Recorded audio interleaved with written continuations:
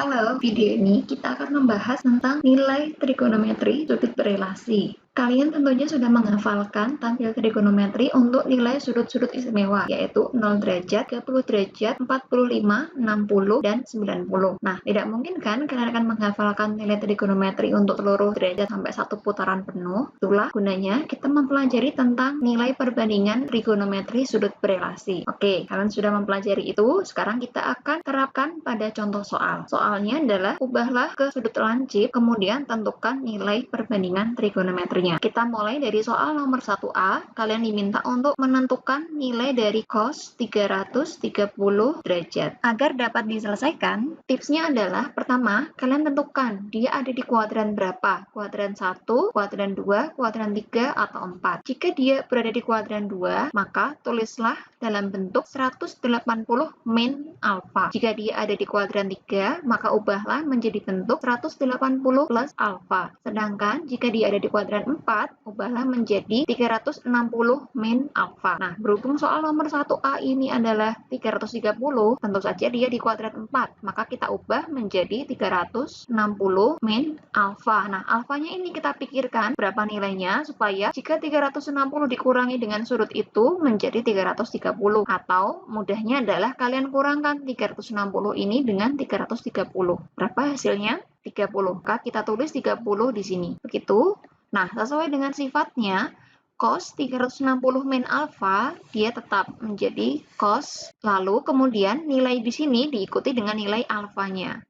Nah, itulah kenapa saya sarankan menggunakan bentuk 180 min, 180 plus, atau 360 min. Karena cos tetap menjadi cos, sin tetap menjadi sin, dan tan tetap menjadi tan. Itulah salah satu keuntungannya. Jadi saya ulangi, ada dua langkah. Yang pertama, tentukan dulu kuadrannya, ada di kuadran berapa. Kemudian ubahlah menjadi bentuk 180 min, 180 plus, atau 360 min. Oke, kemudian kita tinggal cari nilainya cos 30. Cos 30 nilainya adalah setengah akar 3. Nah, apakah selesai begini saja? Tidak. Ada langkah selanjutnya, yaitu step ketiga. Kalian cari nilai cos di kuadran 3, apakah dia bernilai positif atau bernilai negatif. Kalian hafalkan ya urutannya. Urutannya adalah seperti ini. Jadi ini kuadrannya, kuadran 1, ini kuadran 2, kuadran 3, dan yang terakhir kuadran 4. Untuk di kuadran 1 semuanya bernilai positif. Sedangkan di kuadran 2 yang bernilai positif adalah sin. Di kuadran 3 yang bernilai positif adalah tan, sedangkan di kuadran 4 yang bernilai positif adalah cos. Sehingga tadi ini kuadran berapa?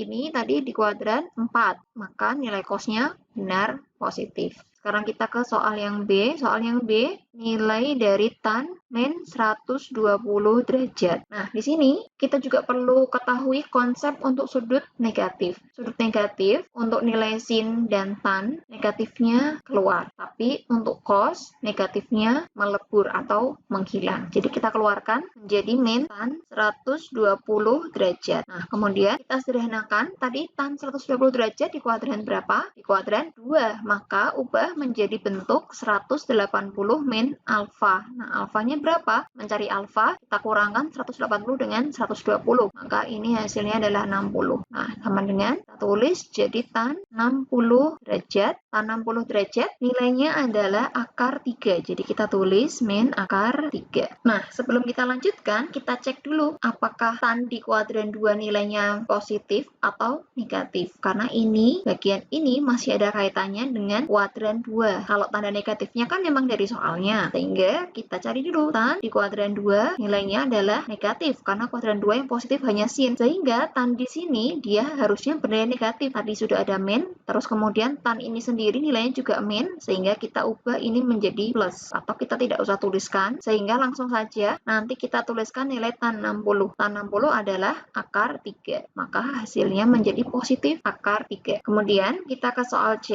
Soal C, nilai dari sin 450 derajat. Nah, di di sini sudah bukan lagi kuadran 1, 2, 3, maupun 4. Bahkan dia sudah lebih dari satu putaran. Makanya bagaimana kalau tadi terakhir di kuadran 4 adalah 360 min, sekarang karena ini melebihi satu lingkaran, maka kita ubah dia menjadi 360 plus. Plus berapakah itu? Jadi untuk menghasilkan 450, 360-nya harus ditambah berapa? Harus ditambah dengan 90. Nah, seperti ini. Nah, kalau kalian bingung dapat dari mana 90, kalau tadi yang dalam kurangi soal asli, sekarang soal aslinya ini kalian kurangkan dengan 360 gitu. Nanti ketemu jawabannya 90, sehingga ini menjadi sin 90 derajat. Nah, untuk tandanya sendiri, min atau plusnya, dia mengulangi lagi dari kuadran 1, 2, dan 3. Karena dia lebihnya 90, berarti masih di posisi sin positif, sehingga nilai sin 90 adalah 1. Maka hasilnya positif 1. Selanjutnya, soal nomor 2A, tentukan nilai dari sin 300 ditambah dengan cos 545.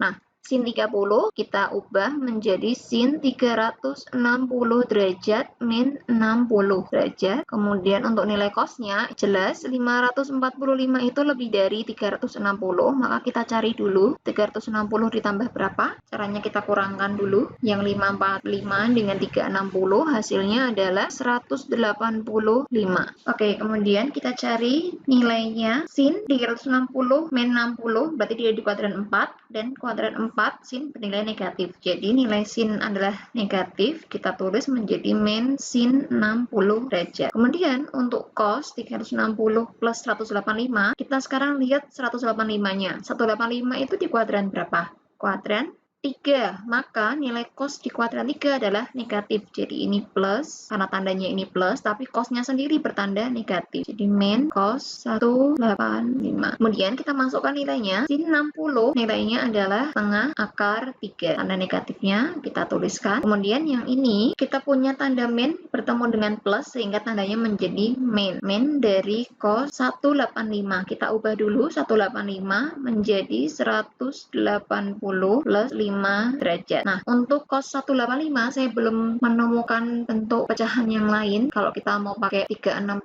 min juga tidak bisa karena dia terlalu jauh. Kalau 360 min berarti minnya 175. 175 pun kita buat pecahannya tidak bisa. Jadi soal ini kita kerjakan nanti pakai kalkulator karena di tabel trigonometri sudut istimewa tidak ada. Jadi ini min setengah akar 3 kemudian dikurangi cos 5 derajat. Nah, di sini kita tidak perlu memberi tanda min lagi, walaupun ini nilainya ada di kuadran 3, yang mana cos negatif, karena dia tadi masih lanjutan dari bagian yang ini. Sekarang, dengan kalkulator, coba dicari nilainya cos 5. Cos 5, kalau pakai kalkulator, nilainya adalah 0,996, gini. Nah, supaya kita bisa operasikan ini sekalian, maka ubah juga setengah akar 3-nya dalam bentuk desimal. Nilai desimal dari setengah akar 3 adalah 0,866. Jangan lupa minnya. Terus dikurangi lagi dengan 0,966, maka hasilnya menjadi 1,832. Nah, itu jawaban kita untuk nomor 2A. Berikutnya, nomor 2B saya tuliskan di bagian sini. Ini nomor 2B. Kita akan cari nilai dari cos 390 derajat ditambah dengan sek 570 derajat. Saya tulis ke arah bawah. Cos 390 itu berarti di kuadran 1 ya kan. Terus dia lebihnya adalah lebih 30. Menjadi seperti ini. Nah, cos di kuadran 1 nilainya positif. Jadi ini nilainya kita tulis menjadi cos 30 gitu. Terus kita ke sek. Sek itu adalah kebalikan dari cos. Maka nilai positif negatifnya nanti mengikuti nilai cos. Oke, jadi ini sek 360 ditambah dengan 210. Nah, nilainya bisa kita pikirkan nanti saja karena toh nanti di sini juga akan berubah sesuai dengan kuadrannya. Jadi kuadrannya ikut yang ini ya sekarang ya. Kita masukkan nilai cos 30. Cos 30 adalah setengah akar 3. Kemudian ditambah sek 210. Berarti kita ubah dia menjadi 180 plus 30. Nah, di sini kita mulai mengubah tanda plus atau minnya setelah di tahap ini. Ini di kuadran 3. Sek itu kebalikan cos. Berarti cos di kuadran 3 sifatnya apa? Sifatnya adalah negatif karena kuadran 3 yang positif hanya tan. Maka ini kita beri tanda min. Kita kasih kurung lagi. Seperti ini. Nah, maka sekarang kita dapat ini min Sek 30, berarti kalian cari cos 30. Cos 30 adalah setengah akar 3, maka seknya berarti kebalikannya, balikan dari setengah akar 3, seperti ini. Nah, kalian jangan sampai mencoret ini dengan ini, karena walaupun ini atas dan bawah, tapi ini operasinya pengurangan. Jadi kita tuntaskan dulu yang bagian seper di belakang. Jadi seperti ini. Nah, menuntaskannya bagaimana? Lihat, ini ada 1 dibagi dengan pecahan. Dibagi dengan pecahan artinya pecahannya dibalik. Atau kalau saya menyebutnya salto, jadi 1/2 dia salto, jadi 2/1, 1 tidak usah ditulis karena di bawahnya nanti ada akar 3, seperti ini. Berarti yang belakang ini harus kita rasionalkan dulu, harus kita kalikan dengan akar 3 per akar 3. Nah, untuk yang depan jangan diubah-ubah dulu, jadi saya tulis lagi, tapi yang belakang kita rasionalkan dulu menjadi 2 akar 3 per 3, ya kan? Akar 3 kali akar 3 jadinya 3. Nah, sekarang dua bilangan ini sama-sama memiliki akar 3, sehingga bagian depannya bisa dijumlahkan. Nah, untuk menjumlahkan yang depannya ini, samakan penyebutnya menjadi 6, sehingga yang 1 menjadi 3, lalu yang 2 berarti harus dikali 2, sehingga dia menjadi 4. Jangan lupa tandanya min, terus akar 3-nya ditulis 1 kali saja. Nah, ini juga gabungan sifat distributif yang pernah kita pelajari dulu. Oke, dari sini kita dapat min 2/6 akar 3. Sederhanakan menjadi min 1/3 akar 3. Nah, ini jawaban untuk nomor 2B. Berikutnya, nomor 2C saya sendirikan, karena halaman tadi sudah tidak cukup. 2C soalnya adalah cos 750 ditambah dengan tan min